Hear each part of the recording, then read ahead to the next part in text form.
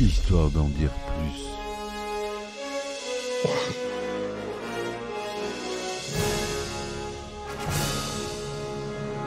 Eh ben attendez, on est en France. Allez, cul sec. Hop.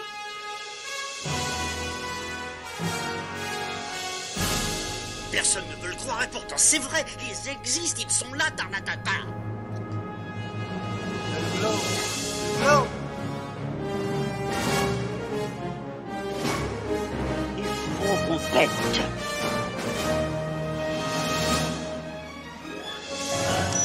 Voyons, circuit branché, correcteur temporel temporisé. Bonjour, bienvenue sur Histoire d'en dire plus. Aujourd'hui, on parle d'un film italien. Excusez-moi, je tousse. Un film italien, je disais. Un très beau film qui rentre parmi mes films cultes. La vita è bella, dans son titre original, avec Roberto Benigni. Et de Roberto Benigni, La vie est belle. Allez, c'est parti mon kiki, on y va.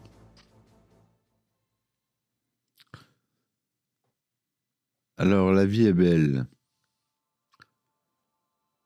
La vita è bella, en italien, est un film de comédie dramatique sorti en 1997, réalisé, coécrit et interprété par Roberto Benigni.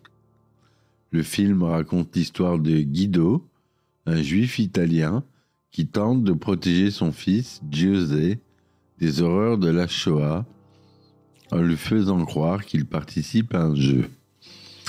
Le film mêle humour et tragédie, poésie et réalisme pour délivrer un message d'espoir et d'amour face à la barbarie.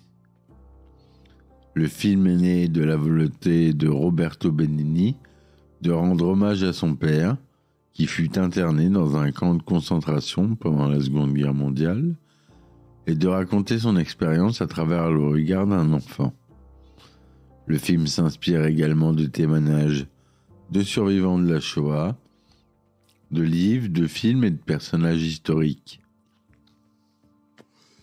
Le titre du film vient d'une phrase de Léon Trotsky qui, sur le point d'être assassiné par les agents de Staline, écrivit « La vie est belle ». Le film a connu un immense succès, tant en Italie qu'à l'étranger, et a remporté de nombreux prix, dont 3 Oscars, meilleur film étranger, meilleur acteur, meilleure musique originale. Le Grand Prix du Festival de Cannes, César du meilleur film étranger, BAFTA du meilleur film en langue non anglaise, c'est-à-dire film étranger. Le film est considéré comme l'un des plus beaux films de l'histoire du cinéma et comme un symbole de la résistance à l'oppression et de la dignité humaine. La genèse du film remonte à 1994, lorsque Roberto Benigni commence à écrire le scénario avec son ami et collaborateur habituel, Vincenzo Salami. Excusez-moi, je suis pas bon pour les accents italiens.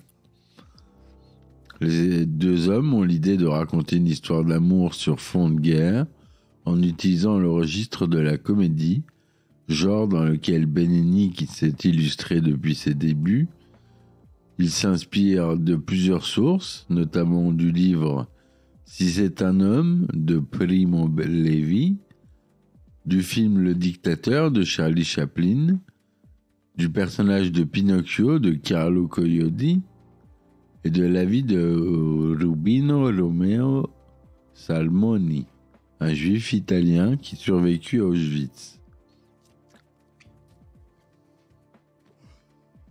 Le choix du titre n'est pas anodin. Il s'agit d'un hommage à Trotsky, mais aussi d'une référence au film de Frank Capra, La vie est belle. It's a Wonderful Life en anglais, sorti en 1946, qui raconte l'histoire d'un homme qui découvre l'importance de la vie grâce à l'intervention d'un ange. Benigni voulait exprimer l'idée que la vie est belle malgré les épreuves et que le bonheur est possible même dans les situations les plus difficiles. Le scénario et le dialogue du film sont le fruit d'un long travail d'écriture et de réécriture qui a duré plus de 3 ans. Benigni et Serrami ont cherché à trouver le juste équilibre entre le rire et les larmes, entre la légèreté et la gravité, entre la fiction et la réalité. Ils ont également consulté des historiens, des associations juives et des survivants des camps nazis afin de respecter la vérité historique et de ne pas tomber dans le mauvais goût, le manque de respect. Le casting du film a été un élément clé de la réussite. Benigni a choisi des acteurs qu'il connaissait bien, avec lesquels il avait déjà travaillé ou qu'il admirait. Il a confié le rôle de sa femme Dora à sa véritable épouse Nicoletta Bracchi, qui avait déjà joué dans ses précédents films. Il a choisi le jeune Giorgio Contarini, âgé de 5 ans, pour interpréter son fils. Giuseppe, après avoir auditionné plus de 4000 enfants, il a fait appel à Horst. Le synopsis du film, excusez-moi, pardon, j'étais dans mes pensées. En 1939, en Italie, Guido Refice, un jeune Italien juif plein de gaieté, rêve d'ouvrir une librairie malgré les tracasseries de l'administration fasciste. Il tombe amoureux de Dora, institutrice étouffée par le conformisme familial, et l'enlève le jour de ses fiançailles avec un bureaucrate du régime. 5 ans plus tard, Guido et Dora ont un fils, Giuseppe. Mais les lois raciales sont entrées en vigueur, et en tant que juifs, Guido et son fils sont déportés vers un camp de concentration allemand. Par amour pour eux, Dora monte de son plein gré dans le train qui les emmène au camp.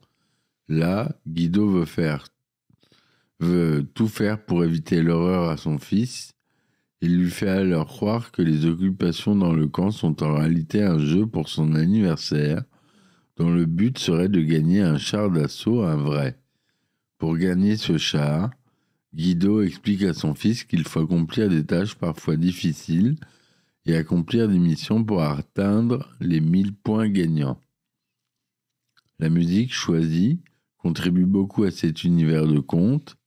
Il existe plusieurs thèmes musicaux dans le film, un principal, le plus fréquent, un lors des scènes d'amour, comme quand Guido se retrouve seul avec Dora, un pour les scènes dramatiques, comme lorsqu'ils sont emmenés au camp, et enfin un dernier qui représente la vie dans le camp. Et Roberto Benigni définit lui-même son film comme une fable, un conte philosophique.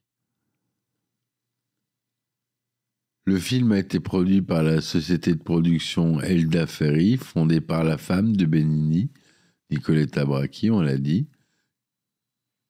Le budget du film était de 20 millions de dollars, ce qui en faisait le film le plus cher du cinéma italien à l'époque.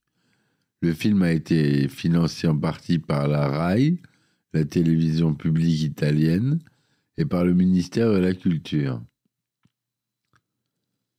Le film regorge d'anecdotes intéressantes, comme l'acteur Horst Buchholz, qui incarne le docteur Lessing, a fait lui-même ses propres doublages pour la version anglaise et allemande du film.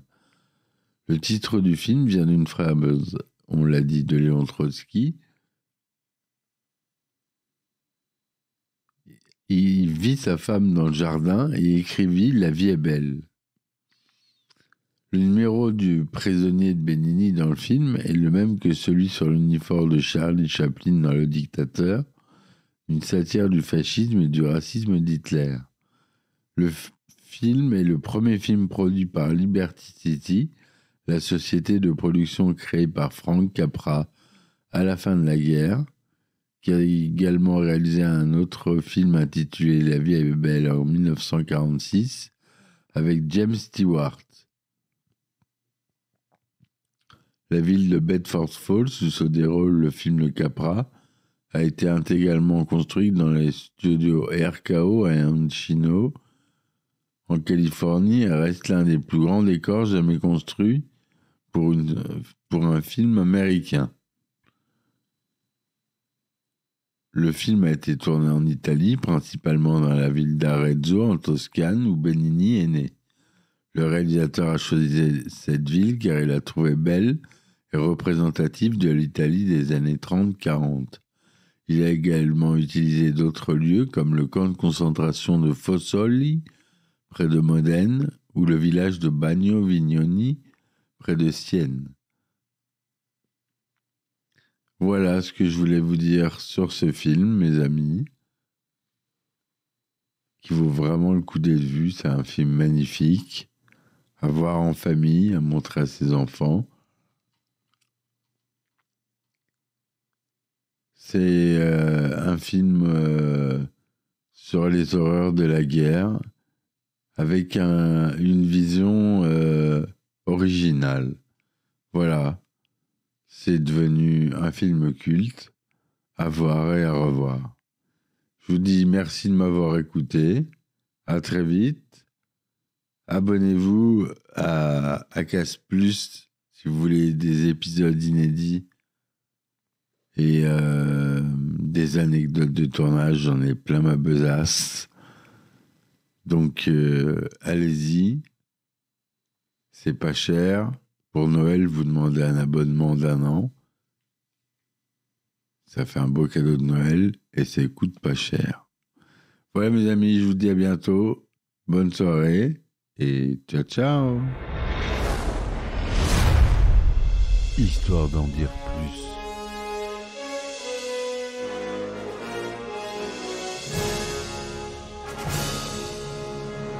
Eh ben attendez, on est en France. Allez, cul sec. Hop.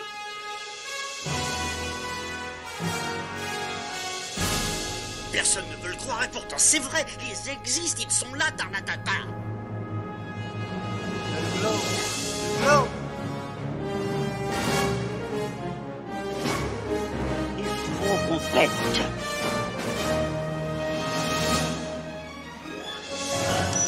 Voyons, circuit branché, correcteur temporel temporisé,